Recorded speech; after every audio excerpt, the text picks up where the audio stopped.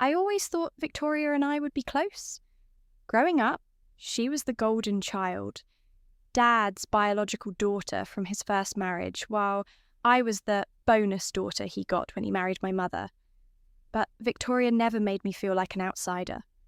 She braided my hair for school pictures, shared her clothes when I had nothing nice to wear, and even helped me land my first job at Kingston Enterprises, where she worked as a senior marketing executive.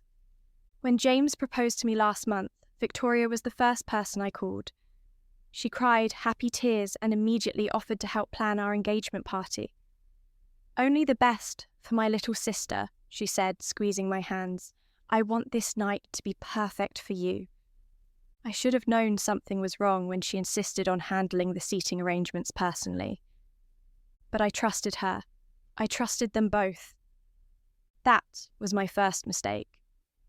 The morning of my engagement party, I woke up in my apartment at 6 a.m. with the strangest sensation, like I'd lived this day before. Every detail felt familiar, yet wrong. The way the sunlight hit my bedroom window, the sound of construction from the building next door, even the smell of coffee from the cafe downstairs seemed like an echo from another life. Victoria arrived at my apartment around noon, looking radiant in an emerald green dress that hugged her curves perfectly. She carried a garment bag and a jewellery box. "I brought you something special," she said, unzipping the bag to reveal a stunning navy blue gown. "It's from that boutique on Fifth Avenue, the one we looked at last month but couldn't afford." The dress was beautiful. Too beautiful. In my strange, dreamlike state, I found myself studying her face as she held it up. There was something in her eyes I'd never noticed before, a calculating gleam that made my skin crawl. "Victoria, this must have cost a fortune. I can't accept." "Don't be silly." She waved away my protests. "What's money compared to family? Besides, James specifically mentioned how much he loves you in blue." The way she said his name made something cold settle in my stomach. While I showered, Victoria arranged my jewellery on the dresser. When I emerged, she was holding a delicate silver necklace with a small pendant. "This was Mum's," she said softly, referring to her mother, my stepmother, who passed away when I was 15. "She always said it would go to whoever needed it most. I think that's you tonight." The necklace felt heavier than it should have as she clasped it round my neck. In the mirror, the pendant caught the light strangely, almost like it was glowing. "Perfect," Victoria murmured, but she wasn't looking at my reflection. She was staring at the back of my neck where the clasp sat. The grand ballroom at the Morrison Hotel was everything I dreamed of. Crystal chandeliers cast warm light over round tables draped in white linens. Elegant floral centerpieces filled the air with the scent of roses and baby's breath. Our families and friends mingled with champagne glasses, their laughter creating a symphony of celebration.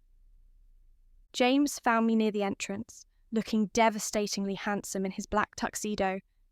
At 28, he was everything I'd ever wanted: successful, charming, and seemingly devoted to me. He'd built his own tech company from the ground up and had just landed a major contract that would make us both wealthy beyond our dreams. "There's my beautiful fiancé," he said, pulling me into his arms for a kiss. But something felt off. His lips were warm, his embrace familiar, yet there was a distance in his eyes I couldn't place. "Have you seen the seating chart?" I asked, trying to shake off my unease. "Victoria handled all that," he replied quickly.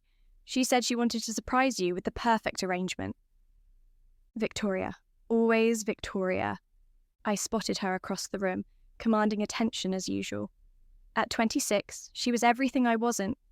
Confident, sophisticated, with the kind of natural grace that made men stumble over themselves. Her red hair caught the light like fire, and her laugh carried across the room like music. She was talking to Mr. Harrison, the CEO of Kingston Enterprises, and I could see him hanging on her every word. Victoria had always been good with people, especially powerful men. It's how she'd climbed so high in the company, despite being younger than most of her colleagues. I should go mingle, James said, kissing my cheek. Your father wants to introduce me to some of his business associates. As he walked away, I felt that strange sensation again, like I was watching a play I'd already seen, knowing that something terrible was about to happen, but unable to remember what. The evening progressed in a blur of congratulations and well wishes. People kept commenting on how perfect James and I were together, how lucky I was to have found such a devoted man. If only they knew what I was beginning to suspect. It was during the dinner service that everything started to unravel. I was seated at the head table with James, my parents, and Victoria's father, my stepfather. Victoria had placed herself at a table with the Kingston Enterprises executives, claiming it was strategic networking. But I could see her from where I sat, and she kept glancing toward our table with an expression I couldn't read. The first course had just been served when Victoria excused herself from her table. She walked past ours with a bright smile, trailing her fingers along the back of James's chair as she passed. "Just going to freshen up," she announced to no one in particular. James shifted uncomfortably and took a large gulp of wine. That's when I noticed it. A small piece of paper had fallen from Victoria's hand onto the floor beside James's chair. Without thinking, I bent down to pick it up. It was a hotel key card. Room 847. The same hotel we were in right now. My blood turned to ice as the pieces began clicking into place. The familiar feeling of living this day before. The way James kept checking his watch. Victoria's insistence on handling the seating arrangements. The necklace that felt too heavy around my throat. I looked up to find James staring at me, his face pale. "Lily, don't!" The word came out sharper than I intended. Around us, conversation continued normally, but I felt like I was drowning in the middle of a party. I stood up so quickly that my chair toppled backward. Several guests turned to stare, but I didn't care. I needed air. I needed space. I needed to think. But as I stumbled toward the ballroom doors, clutching the key card in my trembling fist, I felt a strange warmth spreading from the pendant at my throat. The world began to blur around the edges, and suddenly I was somewhere else entirely. I was in a hospital room, machines beeping around me, my body broken and failing. Victoria was standing beside my bed, tears streaming down her face, but her words were like poison. "I'm sorry, Lily. I never meant for it to go this far. But he was never really yours, was he? He was always meant to be with someone like me." Then the memory shifted, and I was back in this same ballroom, but the scene was different. I was lying on the floor, the guests screaming, while Victoria cradled my head in her lap. "Call an ambulance," she was shouting. "I think she's having an allergic reaction. The necklace, it must be the necklace." But I knew better now. The necklace wasn't just jewellery, it was a weapon. The vision faded, and I was back in the present moment, standing in the doorway of the ballroom with the hotel keycard in my hand and the truth burning in my chest like acid. I had lived this night before. I had died this night before. And Victoria had killed me, but this time I remembered everything. This time I was ready. I turned back toward the party, my eyes finding Victoria as she returned from the restroom, with a satisfied smile on her lips. She caught my gaze, and her smile faltered slightly, as if sensing that something had changed. Oh, something had definitely changed. This time, I was going to let her make all the same mistakes. I was going to watch her dig her own grave, one lie at a time. And when the truth finally came out, as I now knew it would, everyone would see exactly who Victoria really was. The game had begun again. But this time, I was playing to win.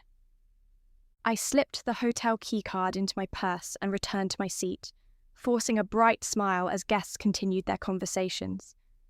James looked relieved when I sat down, probably thinking his secret was still safe.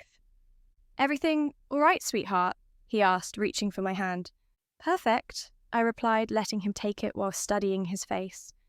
In my previous life, I'd been so in love with those green eyes and that charming smile. Now I could see the deception lurking beneath.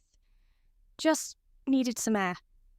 Victoria returned moments later, her cheek slightly flushed. She caught my eye and gave me a concerned look. "Lily, you look pale. Are you feeling okay?" Such a caring sister, such a talented actress. "I'm fine," I said sweetly, just excited about the evening ahead. Something flickered across her face. Surprise, maybe even suspicion.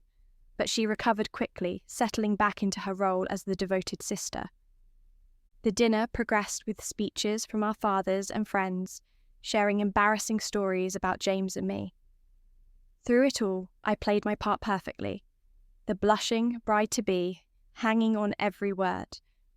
But I was really watching, learning the patterns I'd missed before. Victoria excused herself 3 more times during dinner. Each time, James would check his phone within minutes of her departure. They thought they were being subtle, but now that I knew what to look for, their signals were obvious. Around 9 p.m, James leaned over to whisper in my ear. "I need to step out for a quick business call. Peterson from the tech conference wants to discuss the merger." Peterson. Such a convenient lie. I knew for a fact that Peterson was vacationing in Hawaii this week. I'd seen his social media post just that morning. "Of course, darling," I said, kissing his cheek. "Don't be too long." As soon as he left the ballroom, I excused myself from the table. My parents were deep in conversation with old friends, and Victoria was nowhere to be seen. Perfect. I made my way to the elevator bank, my heart pounding with a mixture of rage and anticipation. This time I was going to catch them in the act. This time there would be evidence. The elevator ride to the 8th floor felt like an eternity. When the doors opened, I stepped into the quiet corridor and walked toward room 847. My hands were steady as I pulled out my phone and set it to record video. The hallway was empty except for a housekeeping cart near the ice machine. I pressed my ear to the door of room 847, and my stomach clenched at the sounds from within. Victoria's laughter, breathy and intimate. James's voice, low and urgent. I raised my phone and started recording, then knocked firmly on the door. The sound stopped abruptly. "Room service!" I called out in a high, fake voice. Footsteps, whispered arguments, more footsteps.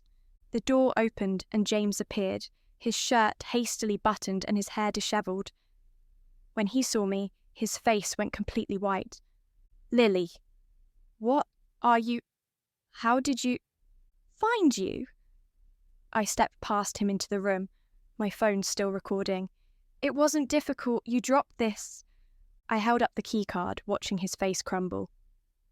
Victoria emerged from the bathroom, wrapped in a hotel robe, her red hair wild around her shoulders. When she saw me, she didn't look surprised. She looked angry.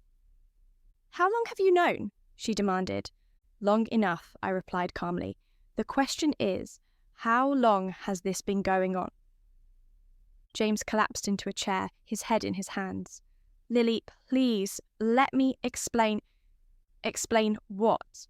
How you've been sleeping with my sister while planning our wedding. How you've been lying to my face for months." Victoria stepped forward, and for the first time, I saw her mask slip completely. The caring sister was gone, replaced by someone cold and calculating. "You want to know the truth? Fine, this has been going on for over a year, since before James even proposed to you." The words hit me like physical blows, but I kept recording. "Victoria," James started, but she cut him off. "No, she deserves to know. James never loved you, Lily. He needed someone sweet and innocent for his public image, someone his investors would approve of. But he's always been with me." "That's not true," James protested weakly, but Victoria laughed. "Isn't it? Tell her about the night you proposed. Tell her where you were 3 hours before you got down on one knee." James's silence was answer enough. Victoria walked to the dresser and picked up a small box I hadn't noticed before. She opened it to reveal another engagement ring. This one, much larger and more expensive than mine. He gave me this the same night he proposed to you, she said, slipping it onto her finger. The real ring for the real relationship. My phone captured everything. The rings, their faces, Victoria's cruel confession. But instead of the devastation I'd felt the first time, I felt only cold satisfaction. They were giving me everything I needed to destroy them both. Why? I asked, my voice steady. I trusted you. I loved you both. Victoria's laugh was bitter. Because you had everything handed to you, the sweet little princess everyone adored. Do you know what it's like being the older sister who has to watch Daddy's new favourite get everything she wants? I never asked for any of that. No, you just expected it. Expected James to fall in love with your innocence. Expected the promotion at Kingston I've been working toward for years. Expected everyone to celebrate your perfect little life. What promotion? Victoria's smile was vicious. The creative director position? The one Mr. Harrison offered you last week? The one that should have been mine? I stared at her. In my previous life, I'd never heard about any promotion. But then, I died before finding out about a lot of things. I never applied for that position, because you didn't have to. Harrison's been grooming you for it since you started there. Sweet little Lily with her fresh ideas and pure heart. Victoria's voice dripped with venom. Well, after tonight, you won't be getting that job. You won't be getting anything. The casual way she said it made my blood run cold. In my first life, she'd said something similar right before I died. What do you mean? Victoria walked to her purse and pulled out a small vial filled with clear liquid. The same thing that was in your drink the first time, she said matter-of-factly. Though this time, I think I'll increase the dose. Make sure it works properly. James shot to his feet. Victoria, what are you talking about? What first time? She looked at him with pity. Oh, James, you really think this is the first time we've done this? Lily's died before. Car accident, they said. Tragic brake failure. But she kept coming back, kept interfering with our plans. James backed away from her. You're insane. I am practical, and this time I'm going to make sure she stays dead. Victoria uncapped the vial, but I was already moving. I'd expected this moment, remembered it from my death vision. This time I was ready. I grabbed the hotel phone and hurled it at Victoria's hand. The vial flew across the room and shattered against the wall. You crazy... Victoria lunged at me, but I ducked and ran for the door. Help! Someone help me! I screamed as I burst into the hallway. Behind me, I could hear Victoria and James arguing, their voices rising. I didn't stop running until I reached the stairwell.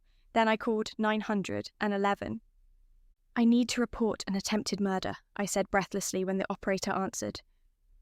20 minutes later, the police arrived. I met them in the lobby and led them to room 847, my phone recording still safely stored in the cloud. When they knocked on the door, Victoria answered in her evening gown, her mask firmly back in place. Officers, is everything all right? We received a report of a disturbance, the lead officer said. May we come in? Of course, but I think there's been some mistake. My sister and her fiancé are downstairs at their engagement party. We're all having a wonderful evening. I stepped out from behind the officers. Actually, I'm right here. Victoria's face went pale, but she recovered quickly. Lily, what's going on? Why are the police here? Why don't you tell them about the poison you just tried to give me? Or about how this is apparently the second time you've tried to kill me? I don't know what you're talking about. You're clearly having some kind of breakdown. Then you won't mind if they search the room? The officers found the broken vial, James hiding in the bathroom, and, most damning of all, a journal Victoria had been keeping that detailed her obsession with taking over my life. As they led her away in handcuffs, Victoria turned to look at me one last time. "This isn't over," she hissed. "I'll find a way. I always do." But I wasn't afraid anymore. This time I had the evidence. This time I had the truth. And this time everyone would see exactly who Victoria really was. The real game was just beginning. The ballroom fell silent as I walked back in, flanked by 2 police officers. 300 guests turned to stare, their champagne glasses frozen halfway to their lips. The string quartet stopped playing mid-note. My father rushed forward, his face etched with confusion and fear. "Lily, what's happening? Where's Victoria? Where's James?" "They're being questioned by the police," I said clearly, my voice carrying across the room. "About attempted murder." Gasps rippled through the crowd. My mother appeared at my father's side, her hand pressed to her chest. "What are you talking about?" she whispered. I walked to the front of the room where the microphone waited at the podium. My hands were steady as I adjusted it, looking out at the sea of shocked faces. These people had come to celebrate what they thought was my perfect love story. They deserved to know the truth. "Ladies and gentlemen, thank you for coming tonight to celebrate what was supposed to be my engagement to James Wellington." My voice echoed through the suddenly hushed ballroom. "Unfortunately, there's been a change of plans." I pulled out my phone and connected it to the ballroom sound system. The hotel's AV team had set it up earlier for toasts and speeches. Now it would serve a very different purpose. "Before we continue, I want you to hear something. This recording was made approximately 30 minutes ago in room 847 of this hotel." I pressed play. Victoria's voice filled the ballroom, clear and unmistakable. "This has been going on for over a year, since before James even proposed to you. James never loved you, Lily. He needed someone sweet and innocent for his public image, someone his investors would approve of. But he's always been with me." The crowd erupted in shocked murmurs, but I held up my hand for silence. There was more they needed to hear.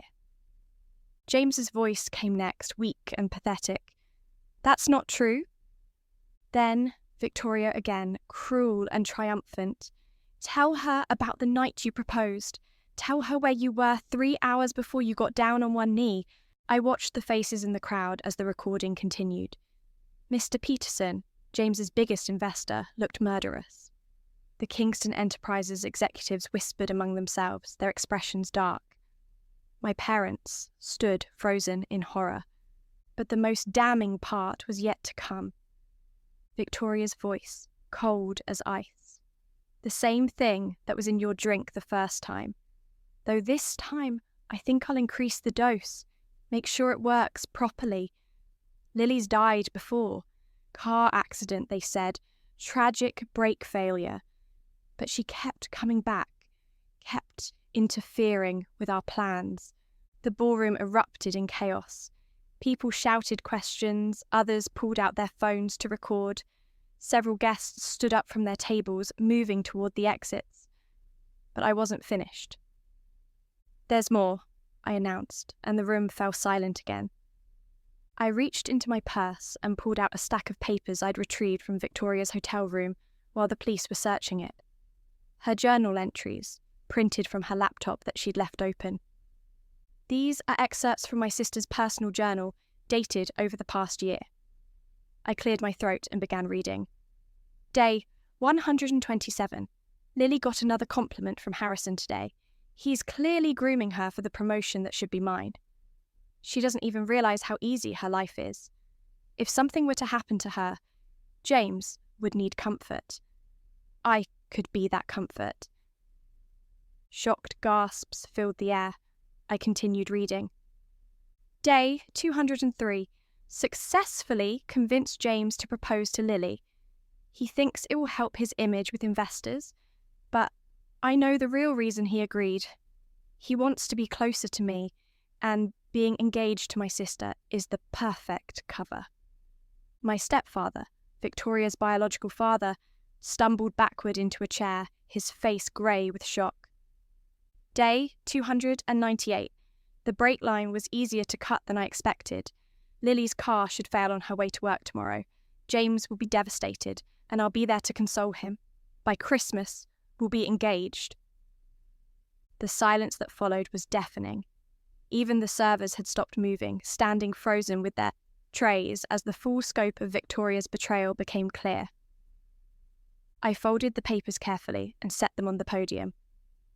Ladies and gentlemen, my sister Victoria attempted to murder me tonight with poison, just as she apparently succeeded in killing me once before by sabotaging my car. This is the second time I've lived through this evening, though I can't explain how that's possible. Detective Morrison, the lead officer on the case, stepped forward. Miss Chen, I'm sorry, Miss Bennett. We'll need everyone to remain calm while we process this scene as part of our investigation.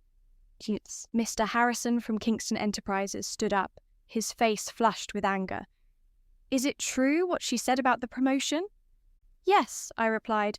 Apparently I was being considered for the creative director position. Victoria saw that as another thing being handed to me that she deserved more. The position was never hers to lose, Harrison said firmly. Her recent campaign proposals have been derivative at best. You've shown genuine innovation and leadership. That promotion was earned, not given. I saw several of Victoria's colleagues nodding in agreement. Whatever support she might have had was evaporating as people remembered moments that now made sense in this new context. James's business partner Michael stood up next. What about the Wellington-Chen merger? The contracts we signed last month?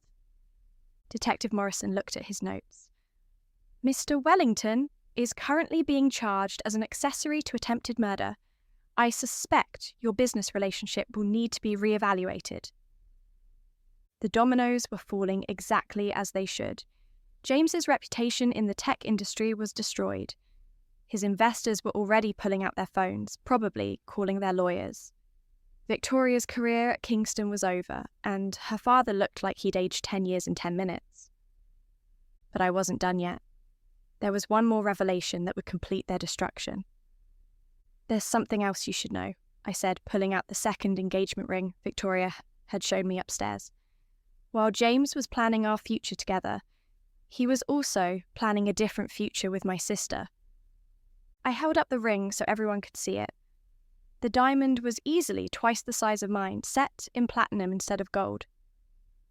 He gave this to Victoria the same night he proposed to me. She wore it while they laughed about how naive I was, how easy I was to fool. My mother began crying quietly.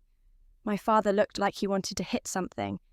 Around the room, I could see people's phones lighting up as they started texting and posting on social media. By morning, this story would be everywhere. I want everyone here to understand something, I continued, my voice growing stronger with each word. Victoria didn't just betray me as a sister. She didn't just steal my fiancé or attempt to murder me for a job promotion. She planned to build her entire life on my grave. I picked up the journal pages again and read one final entry. Day 341. Lily's funeral was beautiful. Everyone talked about how pure and innocent she was, how tragic her death was. If they only knew she was standing in the way of true love. James and I are planning a Christmas wedding. I'll wear white, of course. After all, Lily's not here to object anymore. The ballroom was so quiet I could hear my own heartbeat. Then, slowly, people began to stand. One by one, they walked toward the exits, shaking their heads in disgust. Some paused to squeeze my shoulder or whisper words of support, but most just left in stunned silence. Within 30 minutes, the ballroom was nearly empty except for my family, a few close friends, and the police officers finishing their investigation. My stepfather approached me with tears in his eyes. Lily, I'm so sorry. I never knew she was capable of... I never imagined... It's not your fault, I said quietly. Victoria made her choices. She has to live with the consequences. But even as I said it, I remembered her parting words. This isn't over. I'll find a way. I always do. A chill ran down my spine as I touched the pendant at my throat. Whatever supernatural force had given me this second chance, I had a feeling Victoria wouldn't give up easily. She'd mentioned that I'd died before and come back. What if this wasn't the end of the cycle? What if it was just the beginning? Detective Morrison finished taking statements and informed me that both Victoria and James would be held without bail pending their arraignment. The evidence was overwhelming. The recording, the journal, the attempted poisoning, and now a deeper investigation into my previous accident would begin. As the last of the guests filed out, I stood alone in the ballroom that was supposed to celebrate my future. The flowers were still beautiful, the chandeliers still sparkled, but the dream was dead. And somehow, that felt like exactly the victory I needed. Tomorrow, I would start rebuilding my life. But tonight, I had won something far more valuable than revenge. I had won the truth. 3 weeks later, I stood in my corner office, on the 15th floor of Kingston Enterprises, officially the youngest creative director in the company's history. Through the floor-to-ceiling windows, I could see the courthouse where Victoria's trial was about to begin. My phone buzzed with a text from an unknown number. "Enjoying your stolen life? You won't keep it long. V." I screenshot the message and forwarded it to Detective Morrison.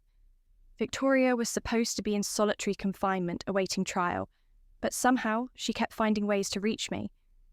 This was the 7th threatening message in 2 weeks. My assistant, Rebecca, knocked on my door. "Miss Bennett, there's someone here to see you. She says she's your cousin?" I frowned. I didn't have any cousins. "Send her in." The woman who entered my office was stunning. Tall, elegant, with silver hair and piercing blue eyes that seemed to see straight through me. She moved with the kind of grace that suggested she was used to commanding attention. "Hello, Lily," she said, closing the door behind her. "My name is Elena. I believe we need to talk." Something about her voice made the pendant at my throat grow warm. I'd been wearing it every day since the engagement party, unable to explain why I felt safer with it on. "I'm sorry, but I don't think we've met," I said carefully. Eleanor smiled, and it wasn't entirely human. "We haven't, not in this lifetime. But I've been watching over you for longer than you can imagine." The air in my office seemed to shimmer around her, and suddenly I could see things that hadn't been there moments before. Golden threads of light connected Eleanor to the pendant I wore. Shadows moved in corners where there should have been nothing but empty space. "What are you?" I whispered. "I'm what your world might call a guardian angel, though the reality is far more complex." Elena moved to the window, gazing down at the courthouse. "I've been protecting your soul through multiple lifetimes, Lily. This is the 5th time Victoria has murdered you." My legs gave out and I collapsed into my chair. 5th time? In the first life, she pushed you down the stairs when you were both teenagers, jealous that your stepfather was paying for your college while she had to work for scholarships. In the second, she poisoned your coffee when you got engaged to a man she wanted. In the third, she sabotaged your car brakes. In the fourth, she staged a drowning accident during a family vacation. Each revelation hit me like a physical blow. But how is that possible? How do I keep coming back? Eleanor turned to face me, her eyes glowing with otherworldly light. "Because your soul refused to accept injustice. Each time you died, you fought your way back, determined to expose the truth. But Victoria remembers too. That's why she's getting more desperate, more dangerous. The messages, the threats, she's planning something. Yes, and this time, she won't settle for just killing you. She wants to make sure you can never return." Before I could respond, my phone rang. Detective Morrison's name appeared on the screen. "Lily, you need to get somewhere safe right now," he said without preamble. "Victoria escaped during transport to the courthouse. She attacked 2 officers and disappeared. We have units searching, but..." The lights in my office went out. In the darkness, I heard Eleanor's voice, calm and steady. "She's here." Emergency lighting kicked in, casting eerie shadows across my office. Through the glass walls, I could see that the entire floor was empty. My co-workers had either left for lunch or been evacuated. "Victoria," I called out, "I know you're here." Her laughter echoed from somewhere in the darkness, seeming to come from every direction at once. "Hello, little sister." Her voice drifted through the air. "Did you really think a few weeks in jail would stop me? Did you think your little recording would be enough?" I grabbed the letter opener from my desk, though I knew it would be useless against whatever Victoria had become, because she had become something else, something fueled by years of jealousy and supernatural rage. "It's over, Victoria. Everyone knows what you are." "What I am?" She materialized from the shadows near my desk, but she looked different. Her skin was pale as bone, her eyes completely black, and her fingers ended in sharp claws. "I'm what you made me, Lily. 5 lifetimes of watching you get everything I deserved. 5 lifetimes of being the forgotten daughter." Eleanor stepped between us, her form blazing with golden light. "This ends now, Victoria. You've corrupted your soul beyond redemption." Victoria's inhuman gaze fixed on Eleanor. "The Guardian, I wondered when you'd show yourself." She smiled, revealing teeth that had become sharp fangs. "Do you know what I've learned during our little games? How to make sure dead souls stay dead." She pulled out a twisted black dagger that seemed to absorb the light around it. "One cut from this blade, and even you won't be able to bring her back. The blade won't work if she willingly chooses her fate," Eleanor said calmly. "Tell her, Lily." Victoria lunged forward, but I was ready this time, not just with Eleanor's protection, but with my own strength. 5 lifetimes of being a victim had taught me something Victoria hadn't anticipated. "I choose to live," I said firmly, "not just to survive, but to live fully, to build something beautiful from all this ugliness." The blade in Victoria's hand began to crack. "And I choose to forgive you." Victoria screamed as the blade shattered completely. The darkness that had consumed her began to peel away like old paint, revealing the broken woman underneath. "No," she gasped, falling to her knees. "You can't forgive me. Not after everything I've done." "I can," I said, kneeling beside her, "because holding on to this hate is what's been trapping us both. In every lifetime, we've played the same roles, victim and villain. But what if we chose differently this time?" Victoria looked up at me, and for the first time in years, I saw my sister instead of my enemy. Tears streamed down her face. "I was so jealous," she whispered. "From the moment Dad brought you home, I felt like I was disappearing, like I wasn't enough anymore." "You were always enough," I said gently. "We both were. There was room for both of us to succeed, to be loved, to be happy. You just couldn't see it." Elena's light filled the room, warm and healing. "The cycle is broken," she announced. "Victoria, your soul has a choice now. You can accept redemption and move forward, or you can choose the darkness you've been carrying." Victoria looked between Elena and me, then slowly removed something from around her neck. A pendant identical to mine, but black as midnight. "I've been wearing this for years," she said quietly. "It whispered to me, fed my jealousy, made me do terrible things. I thought it was making me stronger, but it was just making me empty." She held out the dark pendant. "I choose redemption. I choose to let go."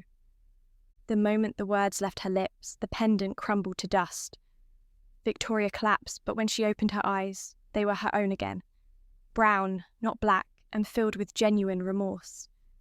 "Lily, I am so sorry. All those lifetimes, all that pain I caused you." "It's over now," I said, helping her to her feet. "We can start fresh." Eleanor smiled, her form beginning to fade. "My work here is done. You won't need me anymore, Lily. You've found your own strength." "Wait," I called out. "Will I see you again?" "Perhaps," she said, her voice growing distant. "But not as your guardian, as your friend." 6 months later, I stood at the altar of the same church where Victoria and I had been baptized as children. But this time, I wasn't getting married. I was serving as Victoria's maid of honor as she married Dr. Nathan Rivers, the therapist who had helped her heal during her community service sentence. The charges against Victoria had been reduced to assault and conspiracy after she helped police uncover James's extensive financial fraud schemes. James was serving 10 years in federal prison for embezzling millions from his investors' accounts. Victoria had spent 4 months in a psychiatric facility, working through lifetimes of accumulated trauma and jealousy. When she was released, she was truly herself again for the first time in years. "You know," she whispered to me as Nathan waited at the altar, "in all my planning to steal your life, I never imagined I could build a better one of my own." "That's because you were looking at life as a competition instead of an adventure," I replied, straightening her veil. "There's room for all of us to be happy." As the ceremony began, I caught sight of a familiar figure in the back pew, Eleanor looking perfectly human now, smiling at our healing family. Victoria walked down the aisle with confidence and genuine joy, no longer the desperate woman who had tried to steal everything from me. She had found her own path to happiness. And me? I was building something even better than the life she had tried to take. Next month, I would be launching my own marketing firm with the settlement money from James's fraud case. I was dating again. A kind, honest man who loved me for who I was, not what I represented. But most importantly, I had my sister back. As Victoria said her vows, promising to love and cherish Nathan, I touched the pendant at my throat one last time. Then, smiling, I unclasped it and tucked it into my purse. I didn't need protection anymore. I had found something stronger than magic, more powerful than revenge, and more lasting than justice. I had found forgiveness, and it had set us both free.